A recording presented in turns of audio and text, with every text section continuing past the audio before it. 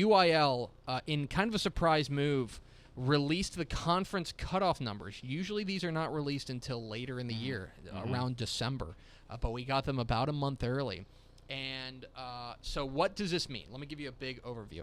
The way the UIL works is that they take all the numbers, all the enrollment numbers for all the member schools, and then they try to evenly divide them by classification, into classifications by enrollment. So, for example, generally speaking, in the past years, if you're over 2,000 kids in your high school, you will be in the highest classification, which used to be 5A, is now 6A. And then it goes on and on and on. So this determines which schools are going to be in which classification, and furthermore, in the 4A, 3A, 2A, and 1A ranks, which division you're going to be in if you know the conference cutoff numbers. So the conference cutoff numbers this year, I believe we're flashing the graphic up on texasfootball.com/live. Well, I was going to wait till we had our guest to flash the graphic up. Oh, well, never mind then. Yeah. So I shouldn't read it? I'll read it. Okay, go ahead. Read it. The cutoff for 6A is 2,150. So it's gone up, which is not surprising because the population of Texas has gone up. Correct. From 5A, it's going to be 1,100 to 2,149. In 4A, 480 to 1099. In 3A, 221 to 479. In 2A, 105 to 220. And anything under 105 is going to be Class 1A or generally six-man football. So there are schools, by the way, that play 11-man football that are below that. And so if you can ask to be put up a division if you want. You cannot ask to be put down because obviously if you're Allen and you have 6,000 kids, you would just say, oh, we want to play in Class 2A. Right. Because then you would have the most absurd depth that any 2A team has ever had. So what does this mean? What are the practical implications of these numbers? We've got some teams on the move and some big ones. We will start teams that are moving up to 6A. Yep. Okay? All in the Austin area, these ones stand out. They're the biggest ones to me. Vandegrift, by far. Vista Ridge, and Leander are making the jump. They are moving from Class 5A to Class 6A. And generally speaking, that is not good news because, you never want to play in – you always want to be the big fish in the small pond, not the small fish in the big pond. Right. So now Vandegrift, Vista Ridge, and Cedar Park, Vista Ridge, and Leander are all making the leap up to Class 6A.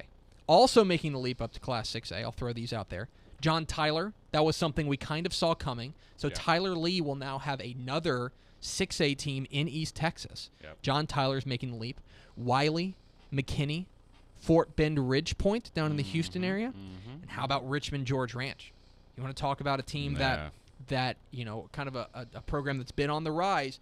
Can they do it now at the 6A level? Going to be very interesting to see. Teams that are moving down from 6A to 5A. Denton Ryan. Coach Ken Purcell on Fox Football Friday, powered by DCTF, 7 to 11 p.m. tonight on Fox Sports Southwest. There it is again. He has been telling me this for a couple months. He's like, I think the numbers are going to come out that Denton Ryan is dropping.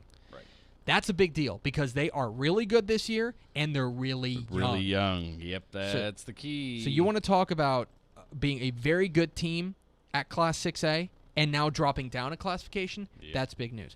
Yep. Also dropping down a classification after 2 years in Class 6A, Highland Park.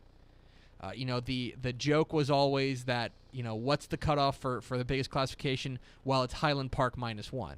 Yeah. Or Highland Park +1. So that Highland Park would always be the biggest class team in the what was 4A, now 5A. They are moving back down to Class 5A after 2 years in Class 6A. Amarillo is on the way down. That may come as a surprise, but Amarillo is always one of those teams that's on the bubble. They are dropping down to Class 5A. One of the big ones, and you alerted me to this. Yes. Austin High is dropping. Yeah, that kind of sneaks in there because it has a couple of different implications. Now, number one, I think it's good for the program. It's good for I think they're going to be more competitive at the 5A level for sure.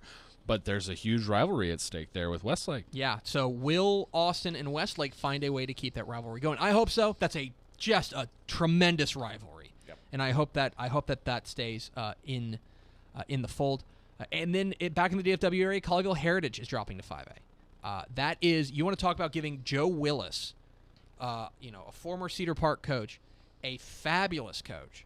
You want to give him a team and now say, hey, you're dropping. You're getting away from that Coppell, Euless Charity, South Lake Carroll district. They're going to be dangerous. Yeah. Joe Willis and Colleyville Heritage are in a good way right now. The other one that stands out in the small school ranks is Canadian. Yeah, for sure. Canadian will make the jump from Class 2A Division 1 to Class 3A Division 2. Now, I think they're still going to be very competitive. I think they're still going to be very good. But, again, we're talking generally speaking.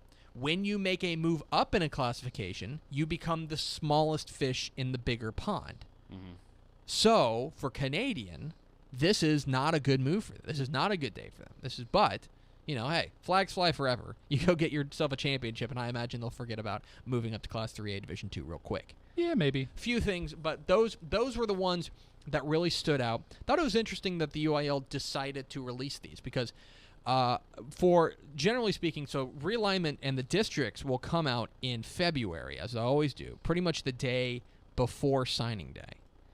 The UIL realignment will come out. So what does but normally they kind of send it out in one fell swoop. Right. They'll send out classification breaks a little earlier, but then they'll send out the districts. Now, and that for high school football nerds like me and like you and like a lot of the guys who you were in Royce City with last night. It just means speculation. And I've always been of the opinion that you don't want to that going and fetching these numbers, these enrollment numbers, was kind of fool's gold because you're trying to project a moving target, and if you're missing just a few numbers, you're not going to know. Now that we have these numbers from the UIL, there's a little more clarity, and it's going to give coaches an opportunity to kind of say, okay, where are we going? Who are we probably going to be paired up with? It's interesting, and this is the real nerdy part of Texas high school football. If you get into the realignment like we do, like a lot of other guys do, then this is kind of the nerdy part of Texas high school football. For sure. But it's exciting, too. I mean, I look at a lot of these teams, and, I think to the football nerds like you and me, we're sitting here going, okay, who's about ready to win a championship now? Who's all of a sudden a major player in that conference? There are some names here, and maybe the Austin High thing's intriguing to me. Denton Ryan, obviously. I'm sitting here kind of looking at Amarillo, going, maybe at that level, 5A? We're going to see them make some runs. They've been great this year. So can they keep that together? And that might also just be the uniform snob in me because those are some sweet classic uniforms. Mel Maxfield will have his squad. Take it. While you get our first guest on the phone, let me take care of a little bit of business. Let me pull it up real quick. Okay. Hey, Texas high school football fans, when you make your plans for the state championships, book with Houston Hyatt Regency, which is offering hotel rooms to fans for a discounted rate of $129 per night and participating teams for $119 per night. Expect to be pampered at the finest contemporary hotel in downtown Houston as you get ready to dominate at NRG Stadium. Call 1-888-421-1442 when you're ready to book, and we will see you December 17th through 20th in Houston. Also want to invite you to vote for the Subway Super Team, which we've paired up with Subway to put together kind of a Texas high school football all-star team, kind of voted on by the fans. So go to texasfootball.com/Subway Super Team to vote for your favorite players. We have a number of candidates in each position group, but you can also write in candidates. So vote for the Subway Super Team. That is Subway Super Team. That is texasfootball.com/Subway Super Team. Go there. You can vote once per day until New Year's Day. So go do that and vote. Get your favorite team, get your favorite player on to the Subway Super Team. Of course, the UIL making news today by releasing the conference cutoff numbers. And here to talk with us about it is the person who is single-handedly to blame for all of this. It is my. Hey, watch out! It is my Twitter. Watch out! It is my Twitter BFF. It is the UIL athletic director, Dr. Susan Elza. Doc, what's up? Man, I hear something's going on. I don't know what it is. Could y'all inform me? Y'all are the media. Well, yeah, but as you know, what do we know? That we're just the media. So. And this is your first trip through realignment world because you've just come on recently as a UIL athletic director. But I did want to ask you, from the UIL's perspective, this is something that they haven't done before as far as releasing the conference cutoff numbers this early. What was the reasoning behind releasing the conference cutoff numbers? Well, I think, they actually did it in the 2014-16 realignment, but it didn't come as early as this one. And, I think it's more about transparency, number one, and number two, it allows the schools to see where the numbers are, and, if they need to double-check their numbers or, if they have any questions, it's a lot better to raise those questions now than once we release the conference alignments in the districts in February. So for you, being kind of at the center, and obviously you're not single-handedly responsible for these decisions, but can you take our listeners through exactly kind of the process that goes into coming up with these numbers? Because I know that a lot of work goes into it. Absolutely. It's everybody submits their numbers on the snapshot date that's defined, and this year it was October 30th. And they've got until about November 6th to get those in. And then we take those numbers that they've submitted, and, we've got, you've got your top 6A, and it's going to fall somewhere between, 220, 245, and then you got your bottom 1A. That's, 104.9 and below. And what you try to do is we never look at the schools. I think a lot of people don't realize that. You've just got a sheet of numbers with the 1,400 plus schools that are in UIL activities, and you're taking those numbers, and they're in order from the highest to the lowest, and with that you're trying to do a multiplier of 2. So in other words, that bottom number in that classification is if you multiply it by 2, then it's going to be closer to that top number. And you get pretty close to it. It's myself, Dr. Brydup, Dr. Harrison, and Dr. Cousins, and we all take a worksheet home and we work on it, and then we come back and compare what we have as far as the cutoffs, and we look through it. There was a lot of, for me, being my first one, there was a lot of natural cutoff lines there this time. They said that doesn't always exist, and then we were able to come up with the numbers that we released today. We're talking with Dr. Susan Elza, the UIL Athletic Director here on DCTF Live. Get involved in the conversation, #DCTF Live. Doc, I didn't realize, I learned something today. I didn't realize that you didn't have the names of the schools next to it. So really you've just got this data sheet, and you're going through and just kind of drawing lines based solely on numbers. Yes, absolutely. That's very interesting to me. And so I know that now that that's kind of the easy part. Now you get into the nitty-gritty of it. Can you take us through, I know this will be your first UIL realignment, but can you take us through what you foresee as far as putting together the districts is concerned? Yes, the next part is, we have all of our maps.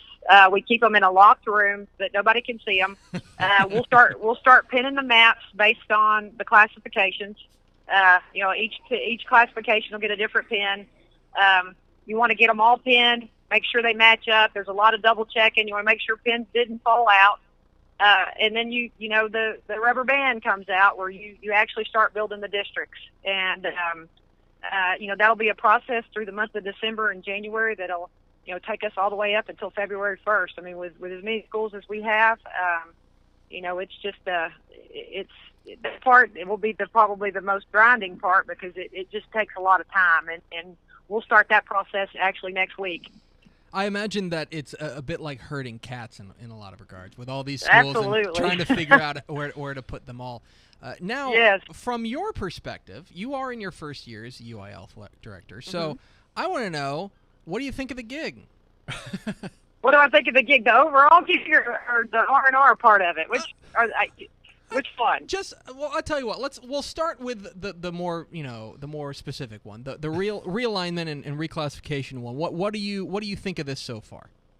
Yeah, it's interesting. I mean, you when you're on the outside looking in, I mean, you think processes, and it's just kind of like you said. You thought that we looked at the schools and then we plugged them in and we had the names and all that, and just the processes they've done to protect the integrity of any unfairness and equity among the schools is in place. And so for me, I think that's what we all live to tell about is that the fact that we have this UIL serves the state in a great way, and they try to be equitable in all schools. So for me, that was eye-opening and refreshing at the same time. And so it's complex. It has some complexity to it, and like I said, I think the cumbersome part is yet to come. But just summing up, you can tell I'm a Texas girl through and through. I absolutely love it. I think it's outstanding, and I think we've got a great process in place on the R&R. I think it's helped that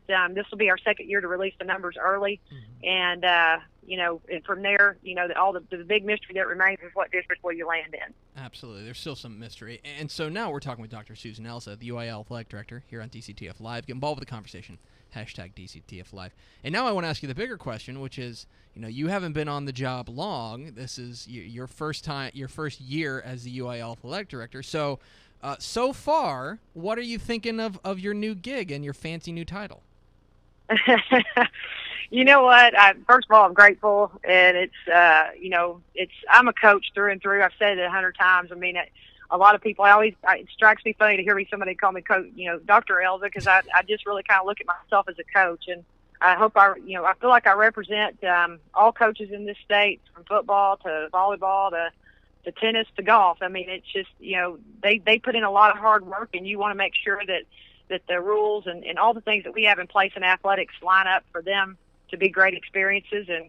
And then, I think the ultimate cool thing about this job is that, these state championships, that's where I'm at today, is the volleyball state championship, and to see how we prepare for those to make it, the greatest event, for these kids that make it to this point, these kids and coaches and schools and fans. And I don't know. I don't know that I've ever been part of anything this big, but I'm grateful to have the opportunity, and it's incredible, and it's almost hard to put into words, but it's been great. It's been great. She is Dr. Susan Elza, Coach Susan Elza. There you go. If you see her. Now you're there learning. you go. Call her, I like that. Call her Coach Elza. She is on Twitter. She is my Twitter BFF at UIL_AD. Follow her there. And she is, of course, doing big work down there in Austin. Dr. Elza, thank you so much for hopping on, and I'll tweet you. Okay, hey, that sounds good. Good to hear from you, my BFF, and thanks for having me on. I really appreciate it.